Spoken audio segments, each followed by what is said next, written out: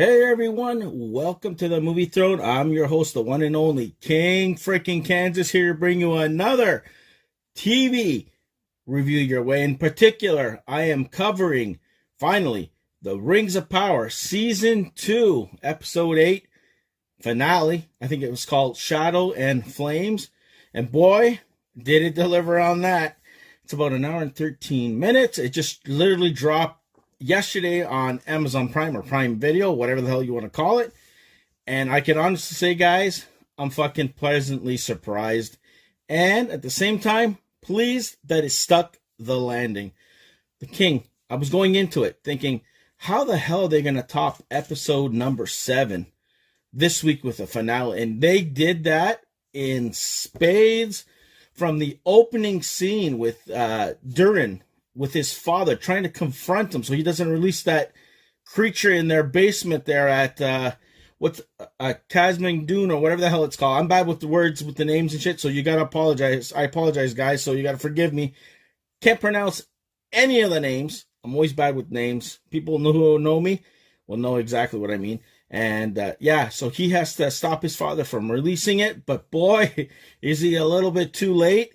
My God, do we see an epic cinematic finale. You see his father leaving the ring behind and his son as he leaps towards this thing, and they hit contact blade on blade. Boom, done, dead. New king needs to be crowned. But holy shit, that was phenomenal. And then it got into the story, guys. I'm going to be jumping all over the place. I'm not going to be spoiling every single detail. Whatever came to my mind, I'm going to say, because it's pretty much what I liked about it or what I can remember. But holy shit. Then we go to Lord, if I can pronounce his name. Oh my Lord. I can't even pronounce his name. Celebror, or whatever the hell. The one that got betrayed by Sauron with his own kingdom there and whatever the hell. Holy shit. Heartfelt, but torturing the hell out of him just so he can get the information of the ring.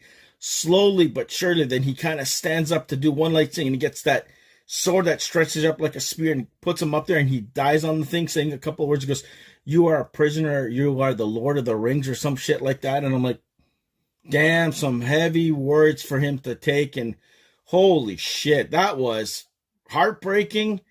And I'm telling you, oh my God, that made, like, I'm getting goosebumps by mentioning it there, you know. Then you got the stuff that's going on in Luminar with that new king, that because the Queen Regent, whatever her name is, survives, because she stepped in to protect Elendil, whatever, I can't even pronounce his name. Oh my God. Like, I'm telling you, him to declare and turn on anybody who believes in the Queen or our faith followers are deemed enemy of the states, pretty much. And he's going door to door, capturing all these people and whatever the crap. He's even going to where they had treaties with people and doing the same damn thing there. And that's where he meets his son, the one that his father's branded a traitor or whatever the hell. And the douchebag shows up there thinking that, you know, he was going to get help because he saved his life there. But no, he says that not only is a new person in charge, king, your father's a traitor, and that's it. That's all she wrote. So they're going to take over the town and make it into some weapon place instead of helping him out or something like that. So they broke the treaties and shit like that. That was freaking heartbreaking, you know. But you got the Elf King, Aaron, trying to fight the way. They were taken prisoner by the orcs, you know. And in the meantime, they get spared. The dwarfs or somebody shows up and kind of they spring loose. You got Galadriel with the 9 rings and the other ring, or she doesn't have the other ring. Sorry, I'm jumping ahead. Running with these girls out while things are going shits. Everybody's fighting their way out. She ends up making it into the forest as she gets surrounded by the orcs. She goes, "Take me to your master, Adar." Adar, I think his name is. Takes him there, and you find out, you can kind of see it. She's trying to make some sort of treaty. Listen, I'll give you the 9 rings and we can fight Sauron together. But before that can even happen, the orcs bring, it looks like a slave that got injured by Mr. Sauron himself. And they set up a trap, guys. And they end up stabbing the son of a gun to death in front of her. And of course, who shows up? Sauron. And that sparks the big showdown. He wants the ring. She doesn't want to give it. And then, holy shit, that epic battle lasted for a while. But it was such cutthroat. You just didn't know who was going to die. But, you were wondering if she's going to survive this because he didn't want to kill her. He was like toying with her, using the crown, using the sword and all this shit. And he ends up getting the 9 rings, but then he wanted her last ring that she ends up getting back from Mr. Adar, Mr. or King, whatever you want to call him, elf that has fallen, that, betrayed by his children there. And she leaps backwards and says, no, you're going to have to heal yourself or some crap like that. She ends up apparently falling to her death. They watch it. They go to save her. The elf king, or the high king, or whatever you want to call him, of the elves there, tries to save him, couldn't do it. So then Elrond puts on her ring and kind of heals her, and they get transported to an oasis or a safe place, pretty much, a safe haven or something, to live to fight another day. And she kind of wakes up there, and the High King talks to her and all that stuff. And then I guess one of the soldiers asked her, so what are we going to do next? Are we going to live to fight? And they see the sunlight coming, hit their phaser, and that gives them hope to fight another day. That's how the show ends up, with him raising his sword up and everybody all like, yes, we're going to do this. We also got the big reveal, the stranger turning out to be Gandalf himself. The evil wizard or something shows up there and kind of reveals shit and kind of jogs his memory and all that. He chooses his staff there, and Bombendale, whatever his name is. Sorry, I insulted all you guys with the name there. It reveals that he's Gandalf, so he's kind of ready to take arms against Sauron, whatever. Sauron's a little pissed off and whatever. You got the so-called Queen Regent helping what's his name to escape, Elendil, to flee with the sword to kind of fight another day and claim his destiny later.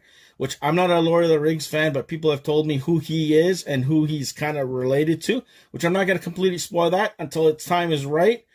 But a lot of big changes, a lot of things, and you even have Durin.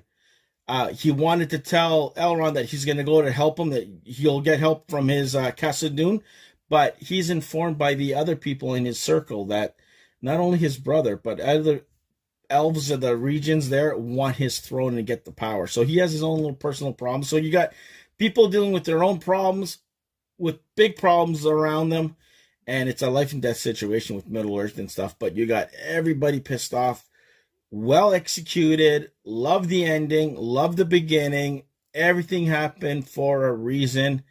Much better season overall than season 1. I never thought I would say that, but I'm excited to see what season 3 is going to bring us. Hopefully it's not going to be 1 or 2 years before we get that, and it's just next, like 8 months, but I don't know how that's going to work out. But either way, love the finale. I want you guys to go in the comment section, tell the king himself, did you like it? Did you hate it? Was it better than season 1?